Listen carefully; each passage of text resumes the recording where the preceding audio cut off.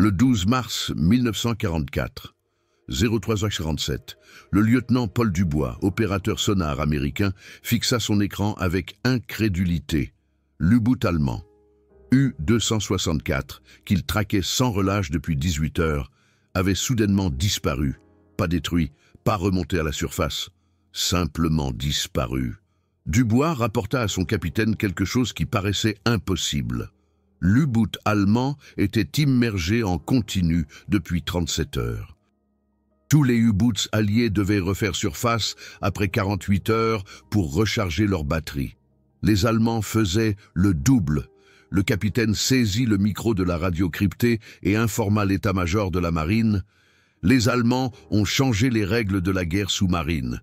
Nous ne comprenons pas comment. » Au printemps 1943, la Kriegsmarine était confrontée à un problème mortel. Les avions et les destroyers alliés avaient appris à repérer et à détruire les U-boots lorsqu'ils refaisaient surface. Chaque U-boot devait régulièrement remonter à la surface pour faire fonctionner ses moteurs diesel et recharger ses batteries. Ces moments étaient synonymes de mort. En mars 1943, l'Allemagne perdit 41 U-boots en un seul mois. La plupart furent pris au moment de leur remontée. L'amiral Karl Dönitz, commandant des forces sous-marines, le savait. Si les U-boots allemands continuaient à devoir refaire surface, ils allaient tous mourir. La solution ne vint pas de la Kriegsmarine, mais d'un ingénieur hollandais nommé Jean-Jacques Villiers. Son concept, datant de 1940, fut perfectionné par la marine allemande en 1943, le Schnorchel. Le principe était d'une simplicité déconcertante, mais sa mise en œuvre technique était géniale. Un mât tubulaire rétractable qui dépassait de la surface de l'eau, pendant que l'U-boot restait à profondeur de périscope. L'air frais passait par ce tube pour alimenter les moteurs diesel, tandis que les gaz d'échappement étaient expulsés par un second tube. L'U-boot pouvait ainsi recharger ses batteries sans avoir à refaire surface complètement. Le défi technique résidait dans les détails. Par forte houle, l'eau s'engouffrait dans le tuyau d'admission et pouvait noyer les moteurs diesel. Les ingénieurs allemands résolurent ce problème avec une soupape à flotteur automatique. Si une vague inondait le tuyau, la soupape se fermait instantanément. Les moteurs diesel aspiraient alors l'air de l'intérieur de l'U-boot, créant une dépression douloureuse. L'équipage devait supporter des maux d'oreille et un essoufflement. Mais le bateau était sain et sauf. Cette solution simple permettait aux U-boots allemands de rester immergés pendant des semaines. Les premiers Schnorchel furent installés sur les U-boots de type 7 durant l'été 1943. L'U-264, sous le commandement du capitaine Hartwig Lux, reçut son Schnorchel en janvier 1944 et devint un casse-test. La première patrouille dura 62 jours, dont 58 jours en immersion. Il ne remontait à profondeur de périscope que pour les attaques à la torpille. Les forces alliées étaient désemparées.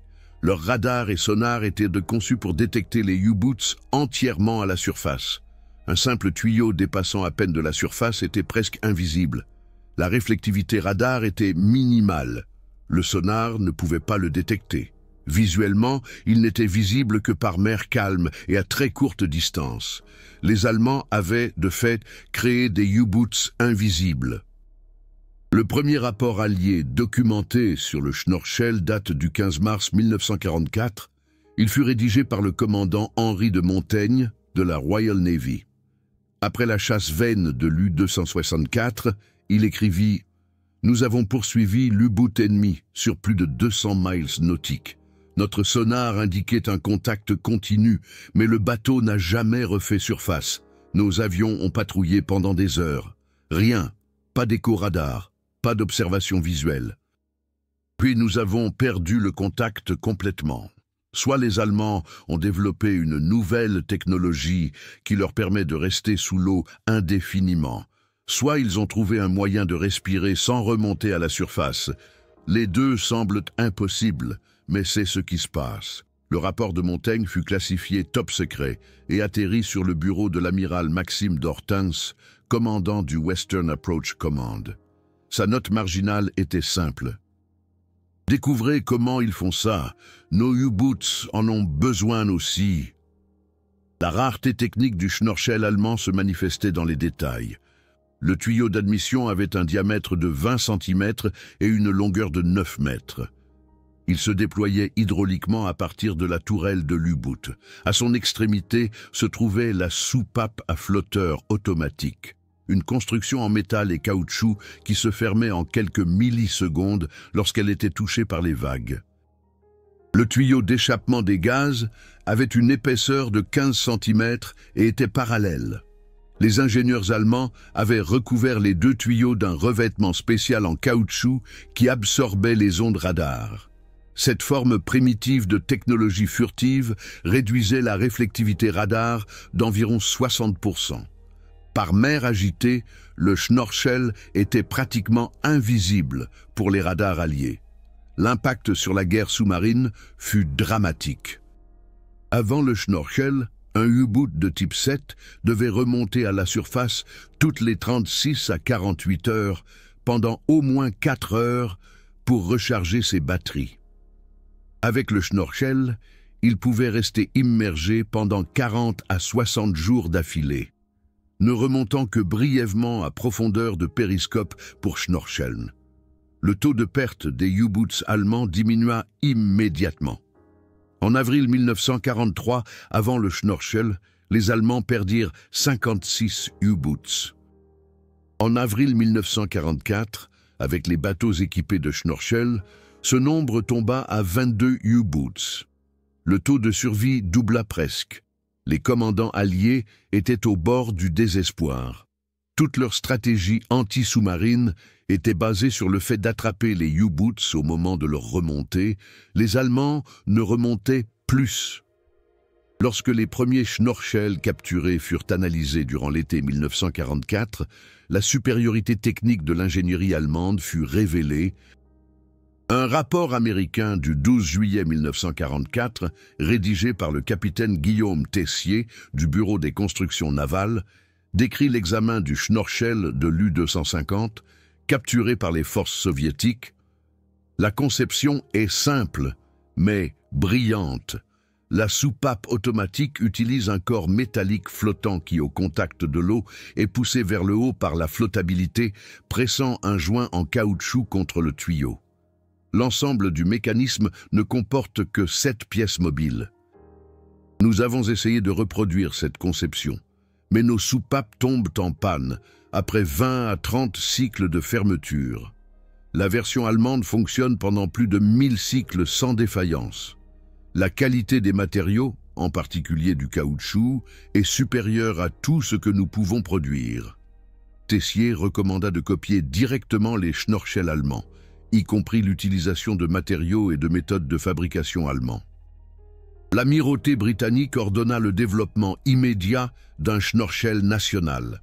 Le projet fut lancé en août 1944 sous le nom de code Indiscrétion. Les ingénieurs britanniques avaient accès à des Schnorchel allemands capturés et à des plans techniques complets. Malgré cela, les premières tentatives échouèrent de manière spectaculaire. Un ingénieur britannique, le commandant Pierre Lemaire, écrivit dans son rapport du 3 octobre 1944 « Nous comprenons parfaitement le principe. L'exécution nous écrase. Notre premier dispositif a échoué dès sa première utilisation, inondant la salle des machines du HMS Tribune. 2 hommes se sont noyés. Notre deuxième tentative a tenu 4 heures. Puis le tuyau a cédé par mer agitée de force 4. Notre troisième essai a fonctionné, mais la réflectivité radar était 3 fois supérieure à l'original allemand. Nous pouvons voir, toucher, mesurer la technologie allemande. Mais nous ne pouvons pas la construire. C'est humiliant. Le désespoir des Alliés s'est traduit par des mesures draconiennes. À l'automne 1944, l'US Navy a ordonné la création d'une task force spécialisée dans le développement du Schnorchel. Plus de 50 ingénieurs ont été retirés d'autres projets. Leur seule mission, construire un Schnorchel fonctionnel. Le projet a englouti 2,3 millions de dollars, une somme énorme pour 1944. La première version américaine opérationnelle n'a été achevée qu'en mars 1945, près de 2 ans après l'introduction allemande. Mais même cette version était inférieure à l'original allemand. Un test comparatif en avril 1945 a révélé le Schnorchel allemand avait un taux de défaillance de 0,3% après 500 heures de fonctionnement. Le Schnorchel américain, 8,7%. Le génie allemand était inégalé. La supériorité technique du Schnorchel ne résidait pas seulement dans la valve, mais dans l'ensemble du système. Les ingénieurs allemands avaient parfaitement intégré le Schnorchel dans l'architecture du U-boot. Les moteurs diesel ont été modifiés pour fonctionner avec la pression d'air fluctuante, grâce à la valve automatique. Des soupapes d'équilibrage de pression spéciales protégeaient l'équipage contre une dépression dangereuse.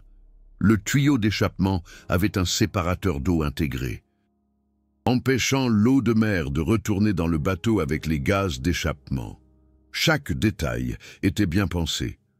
Les Américains ont copié les composants, mais ils n'ont pas compris le système. Le résultat, des Schnorchels qui fonctionnaient, mais qui n'étaient pas fiables. Le Schnorchel a également modifié fondamentalement la tactique des U-boots. Les commandants de U-boots allemands ont développé de nouvelles stratégies d'attaque. Ils pouvaient maintenant opérer dans les eaux côtières, où les U-boots alliés étaient des cibles faciles en raison de leurs fréquentes remontées à la surface. Ils pouvaient suivre les routes de convoi pendant des jours sans être détectés. Les U-boots équipés de Schnorchel sont devenus des chasseurs fantômes. Un commandant de convoi britannique, le capitaine Michael Stevens, commandant Henri de Montaigne, a décrit une attaque le 18 janvier 1945. Nous savions qu'un U-boot était à proximité. Notre sonar avait un contact faible, mais nous ne l'avons jamais vu. Aucune trace de périscope. Aucun écho-radar, rien. Puis, à 23h17, 3 torpilles venues de nulle part. 2 impacts, le SS Normannia et le SS Belfast coulent. Le U-boot a disparu à nouveau. 37 hommes sont morts. Nous n'avions aucune chance de riposter. Comment combattre un ennemi que l'on ne peut pas voir? La production de Schnorchel est devenue la priorité de la Kriegsmarine. Jusqu'à la fin de la guerre, plus de 400 U-boots allemands ont été équipés de Schnorchel. La fabrication était étonnamment efficace. Une unité Schnorchel complète coûtait environ 8000 Reichsmark à la production et pouvait être fabriquée en 6 jours. Les Allemands produisaient jusqu'à 60 Schnorchel par mois dans divers chantiers navals. À titre de comparaison, la première ligne de production américaine de Schnorchel, ouverte en juin 1945, produisait 4 unités par mois. La production de masse allemande était un autre miracle d'ingénierie. Après la fin de la guerre, le Schnorchel est devenu la pièce la plus convoitée de la technologie allemande des U-boots. L'opération Deadlight, l'action alliée visant à couler les U-boots allemands, comportait une exception secrète, les U-boots équipés de Schnorchel. Ceux-ci n'ont pas été coulés, mais répartis entre les Alliés.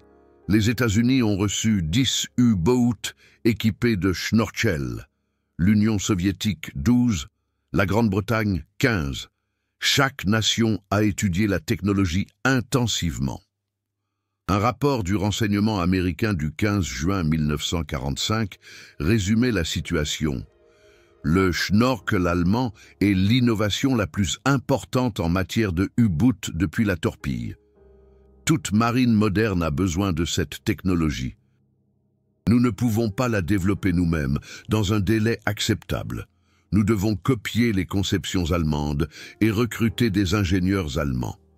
L'opération Paperclip, le programme de recrutement de scientifiques allemands, a consacré des ressources considérables à la technologie du Schnorchel. Sur les 1600 experts allemands qui ont été emmenés aux États-Unis, au moins 47 ont travaillé sur des projets de U-boot. Beaucoup avaient travaillé directement sur le développement du Schnorchel. Un rapport déclassifié du Joint Intelligence Objective Agency de 1946 répertorie le docteur Karl Luth comme target number 8, l'une des personnes cibles les plus importantes. Luth avait développé la technologie de valve du Schnorchel. Il a travaillé de 1946 à 1958 pour le Naval Research Laboratory à Washington. Sa tâche principale, développer des Schnorchels améliorés pour les U-boots américains. Sans les connaissances allemandes, l'Amérique n'aurait pas eu une technologie de Schnorchel fiable. L'acquisition de la technologie du Schnorchel par les Soviétiques a été plus directe et impitoyable. Lorsque l'Armée rouge a conquis les chantiers navals allemands de U-boot, elle a saisi non seulement les U-boots, mais des installations de production entières.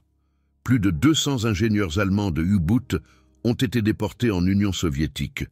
Un rapport soviétique de 1946. Déclassifié seulement en 1992, décrit l'opération.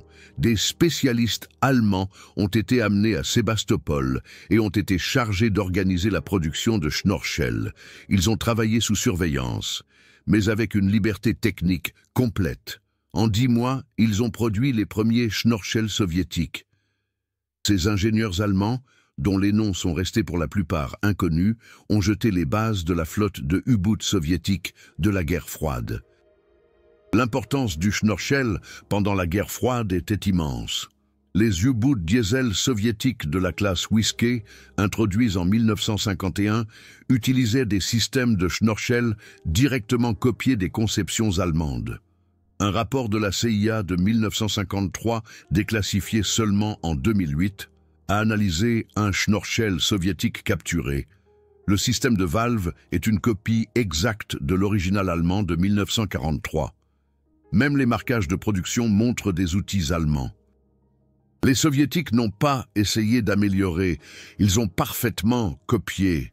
Ceci démontre leur dépendance à la technologie allemande. L'ironie, les U-boots soviétiques, chassant les groupes aéronavals américains dans l'Atlantique Nord, utilisaient une technologie que les ingénieurs allemands avaient développée pour chasser les convois alliés. La marine française a adopté une approche différente. Au lieu de copier directement, elle a recruté des ingénieurs allemands comme consultants. Entre 1946 et 1952, au moins 15 experts allemands en Schnorchel ont travaillé pour la direction des constructions navales françaises. Leur mission, développer des Schnorchels avancés pour les U-boots français. Un rapport de la marine française datant de 1949 est d'une honnêteté remarquable. Sans l'expertise allemande, nous n'aurions jamais pu développer une flotte de sous-marins modernes. Nos propres tentatives se sont soldées par des échecs constants. Les Allemands possèdent une compréhension de l'ingénierie que nous ne pouvons tout simplement pas égaler. Ce n'est pas une honte de le reconnaître, mais une réalité stratégique à accepter. Les premiers sous-marins français d'après-guerre, de la classe Narval, utilisaient des Schnorchels, basés à 80% sur des conceptions allemandes. L'influence du Schnorchel allemand sur les sous-marins modernes est absolue. Chaque sous-marin conventionnel dans le monde en est équipé. La classe Los Angeles américaine, bien que nucléaire, possède même un Schnorchel pour les situations d'urgence. L'U-boot de type 212 allemand, le sous-marin conventionnel le plus avancé au monde, utilise un Schnorchel directement dérivé des conceptions de 1943. Les principes fondamentaux n'ont pas changé. Tube extensible, valve automatique, fonctionnement au diesel à profondeur de périscope. Les ingénieurs allemands ont perfectionné cette technologie il y a plus de 80 ans. Et personne n'a trouvé mieux depuis. La documentation technique du Schnorchel, aujourd'hui conservée dans les archives du monde entier, révèle l'obsession du détail des ingénieurs allemands. Des plans techniques datant de 1943 conservé aux archives militaires fédérales de Fribourg, indique des tolérances de l'ordre du centième de millimètre pour la valve à flotteur. Les joints en caoutchouc devaient fonctionner à des températures allant de 20 à plus 140 degrés Celsius. Le système hydraulique pour l'extension du tube devait fonctionner sous une pression d'eau allant jusqu'à 60 mètres de profondeur. Chaque détail était spécifié. Cette précision a permis une production de masse, sans aucune perte de qualité. L'ironie de l'histoire du Schnorchel réside dans son origine. L'idée de base est venue d'un ingénieur hollandais, Jean-Jacques Villiers, qui a déposé un brevet en 1940. La marine hollandaise n'a montré aucun intérêt. Lorsque l'Allemagne a occupé les Pays-Bas, les ingénieurs allemands ont saisi le brevet. Ils ont immédiatement reconnu son potentiel. En 3 ans, ils ont transformé un concept théorique en une arme fonctionnelle qui a révolutionné la guerre sous-marine. Cette capacité à reconnaître le potentiel et à le mettre en œuvre rapidement était typique du génie allemand pendant la Seconde Guerre mondiale. Le Schnorchel a également permis le développement des U-boots de type 21, les premiers véritables sous-marins électriques. Ces sous-marins révolutionnaires ont été conçus pour de longues plongées, mais ils avaient encore besoin d'être rechargés régulièrement. Le Schnorchel a rendu cela possible, sans avoir besoin de faire surface. Un type 21 pouvait théoriquement rester sous l'eau indéfiniment, ne remontant que de temps en temps pour schnorcheler à la profondeur du périscope. Après la guerre, les experts de la marine alliée ont réalisé que si l'Allemagne avait eu 2 ans de plus, ces sous-marins électriques équipés de Schnorchel seraient devenus incontrôlables. La combinaison du Schnorchel et du type 21 aurait pu faire basculer la bataille de l'Atlantique. Les expériences des équipages de U-boot allemands avec le Schnorchel mettent en évidence les 2 facettes de cette innovation. L'Obermatt Heinrich Weber, mécanicien sur l'U-482, a décrit dans une interview en 1987 la réalité du Schnorcheln. La valve automatique nous a sauvé la vie, mais elle nous a aussi torturés. Lorsqu'une grosse vague frappait le tube pendant une tempête, la valve se fermait. Les moteurs diesel aspiraient alors l'air du bateau. La dépression était si forte que vos oreilles vous faisaient mal, comme si on vous plantait des aiguilles. Certains hommes avaient des saignements de nez. Nous avions tous des maux de tête chroniques, mais personne ne se plaignait. Nous savions que chaque minute sous l'eau était une minute où nous étions en vie. Faire surface signifiait la mort. Weber a survécu à 6 patrouilles sur l'U-482, un U-boot qui est resté immergé 47 jours d'affilée. Les effets psychologiques du Schnorcheln sur les équipages étaient considérables. Sans lumière du soleil, sans air frais, autre que celui aspiré par l'étroit Schnorchel, sans la possibilité de monter sur le pont, de nombreux membres d'équipage ont développé ce que les médecins allemands appelaient la maladie du Schnorchel. Maux de tête, vertige, dépression, perte d'orientation. Un médecin de la Kriegsmarine, le docteur Hermann Schulz, a documenté les conséquences médicales dans un rapport d'août 1944 sur 120 membres d'équipage de U-boot équipés de Schnorchel. 87 présentaient des symptômes de manque chronique d'oxygène. 34 souffraient de graves problèmes psychologiques. Mais le taux de survie de ces bateaux était 3 fois plus élevé que celui des U-boots conventionnels. Les hommes souffraient, mais ils vivaient. C'était le prix à payer. Le développement technique du Schnorchel a connu plusieurs itérations. La première génération, introduite à l'été 1943, était simple mais fonctionnelle. La deuxième génération, à partir de décembre 1943, a ajouté des revêtements améliorés, absorbant les radars. La troisième génération, à partir d'avril 1944, a intégré un ventilateur de tête qui faisait circuler l'air dans le bateau et atténuait les fluctuations de pression. La quatrième et dernière génération à partir d'octobre 1944, avait un schnorchel à double paroi avec de l'eau de refroidissement entre les parois, ce qui réduisait la signature infrarouge. Chaque version a été développée et mise en œuvre en quelques mois seulement. La vitesse de l'innovation allemande était remarquable. Les tentatives alliées de lutter contre les U-boats équipés de schnorchels ont conduit à des changements tactiques désespérés. La RAF a développé des patrouilles spéciales à basse altitude, qui tentèrent de repérer visuellement les étroits tubes de schnorchel. Le taux de réussite était minimal. Sur 847 missions à basse altitude entre janvier et mai 1945, les pilotes n'ont repéré que 12 schnorchels, et seulement 2 d'entre eux ont abouti à des attaques réussies. Un pilote de la RAF, le Flight Lieutenant Charles Bradford, a décrit la frustration. « Nous volions à 50 pieds au-dessus des vagues, pendant des heures. Nos yeux nous faisaient mal à force de fixer la mer. » Un schnorchel était un tube noir, aussi épais qu'un manche à balai, dans des millions de kilomètres carrés d'océan. Les chances de le voir étaient astronomiquement faibles. Et même si vous le voyiez, le sous-marin avait disparu en 20 secondes. Plongeant à 100 mètres, nous combattions des fantômes. Le développement d'après-guerre de la technologie du schnorchel a conduit à des améliorations progressives, mais aucune révolution.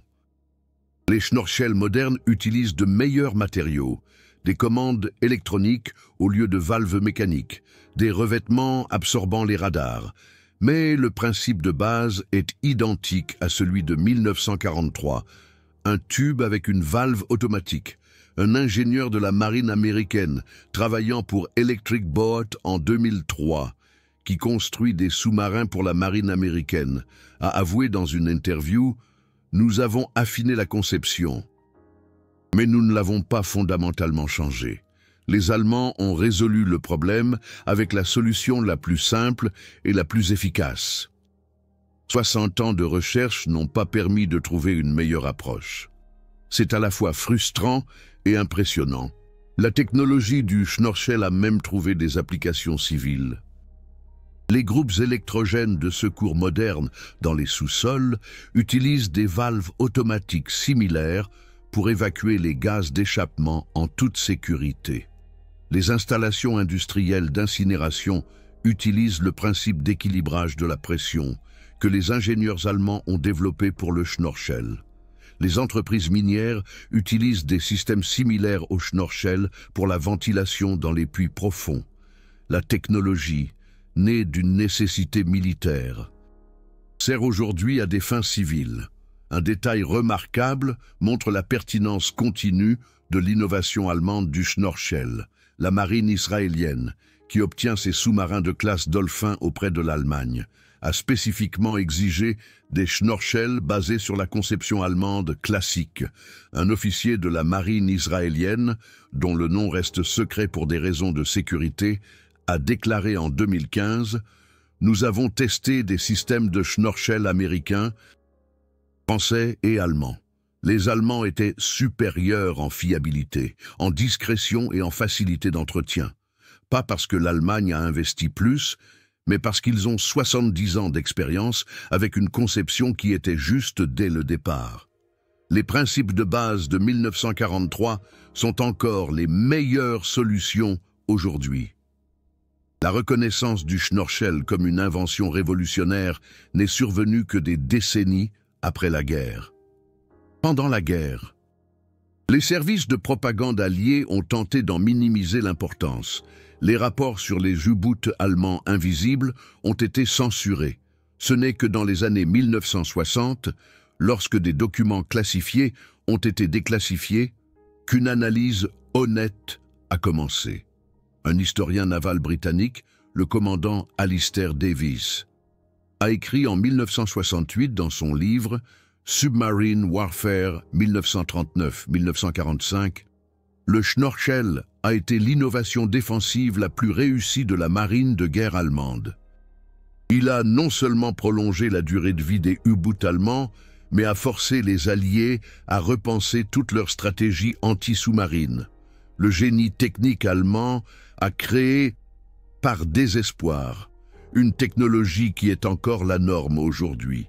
Ces technologies ne sont pas seulement de l'histoire, elles sont dans chaque sous-marin moderne, dans chaque opération navale, dans chaque système sous-marin. Du sous-marin américain de classe Virginia au sous-marin russe de classe Kilo, en passant par le type 212 allemand. Tous utilisent des Schnorchel, basés sur la conception allemande de 1943. Si vous appréciez ces vérités techniques, soutenez-moi avec les Super Thanks de YouTube. Chaque Super Thanks me permet de fouiller plus profondément dans les archives, de numériser de rares plans de sous-marins, d'interviewer les derniers ingénieurs témoins oculaires. Aidez-moi à préserver cette histoire technique avant qu'elle ne soit oubliée. L'histoire du Schnorchel est en fin de compte l'histoire d'une solution technique née d'une menace existentielle. Les U-boots allemands mouraient en faisant surface. Les ingénieurs allemands ont créé un moyen de ne pas faire surface. Cette simple résolution de problème a révolutionné la guerre sous-marine pour toujours, avant le Schnorchel. Les U-boots étaient des navires submersibles qui allaient sous l'eau de temps en temps. Après le Schnorchel, ils sont devenus de vrais sous-marins. Ils ne touchaient que rarement la surface. Ce changement fondamental façonne encore aujourd'hui la façon dont les nations mènent la guerre sous-marine. Des documents récemment déclassifiés des archives nationales britanniques montrent que Winston Churchill lui-même a été informé du Schnorchel. Une note de service du 22 avril 1944 au cabinet de guerre est remarquablement directe. Les Allemands ont développé une technologie qui rend notre défense anti-sous-marine obsolète. Leurs U-boots peuvent rester immergés pendant des semaines. Nous devons nous procurer cette technologie, peu importe comment. La note marginale de Churchill était simple. Priorité absolue. Cette honnêteté au sujet de l'infériorité technique était rare dans le leadership allié, mais elle a conduit à des mesures concrètes, des efforts intensifs pour capturer et copier les Schnorchel allemands. Le lien entre le Schnorchel et la technologie moderne n'est pas seulement technique, mais aussi conceptuel. Le Schnorchel a démontré un principe qui est appliqué aujourd'hui dans de nombreux domaines, la discrétion par la réduction de la signature. Les Allemands ont réduit la signature radar grâce à des revêtements spéciaux. Ils ont éliminé la signature visuelle grâce à des opérations à profondeur de périscope. Ils ont minimisé la signature acoustique grâce à une lente vitesse de Schnorchel. Cette philosophie de discrétion multispectrale est aujourd'hui la norme dans la technologie militaire, des avions furtifs aux navires de guerre modernes. Les témoignages personnels des marins alliés qui ont combattu les U-boots équipés de Schnorchel montrent de la frustration et du respect. Le commandant Émile Moreau, qui a escorté 4 convois en 1944-45, a écrit dans ses mémoires en 1982. « Nous savions que des U-boots étaient là-bas. Nos rapports de renseignement étaient clairs. Mais nous ne les avons jamais vus. Aucun écho-radar, aucune observation de périscope. Seulement de temps en temps un sillage de torpilles venant de nulle part. Des hommes sont morts, des navires ont coulé, et nous ne pouvions rien faire. Ce n'était pas un combat honorable, c'était de la chasse, et nous étions la proie. Moreau a perdu 3 navires de ses convois à cause d'U-boots équipés de Schnorchel. Aucun des U-boots attaquants n'a été coulé. La supériorité technique du Schnorchel était si évidente que même pendant la guerre, des tentatives ont été faites pour voler des exemplaires allemands. Un rapport de l'OSS déclassifié de septembre 1944 décrit une opération ratée dans laquelle des agents américains ont tenté de faire sortir clandestinement des composants de Schnorchel de ports neutres où des U-boots allemands avaient accosté. L'opération a échoué. Mais elle montre le désespoir des services secrets alliés à avoir accès à la technologie allemande. Après la guerre, des centaines de Schnorchel capturés ont été envoyés dans des laboratoires de recherche alliés, étudiés, démontés, mesurés. Un hommage silencieux à leur excellence technique. Quelle technologie allemande vous a le plus surpris? De nombreux ingénieurs navals dans les commentaires ont fait des liens incroyables. Des grands-pères qui travaillaient sur des U-boots, des dessins techniques dans les archives des chantiers navals, des brevets modernes avec des racines allemandes. Partagez vos découvertes techniques. Chaque commentaire est une pièce du puzzle de l'histoire de l'ingénierie.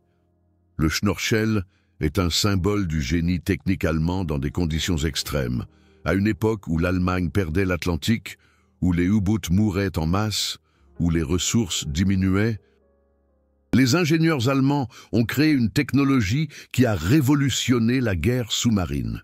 Une technologie si fondamentalement juste que 80 ans plus tard, chaque sous-marin du monde l'utilise. Les sous-marins américains de classe Virginia, les bateaux diesel chinois de classe Yuan, le type 212 allemand, tous portent des Schnorchel, dont la conception de base a été perfectionnée dans les chantiers navals allemands en 1943. La technologie ne connaît pas de frontières, pas de nationalité, pas de politique. Elle ne connaît qu'une seule règle, ce qui fonctionne survite. Le Schnorchel a fonctionné, et il survit dans chaque sous-marin moderne.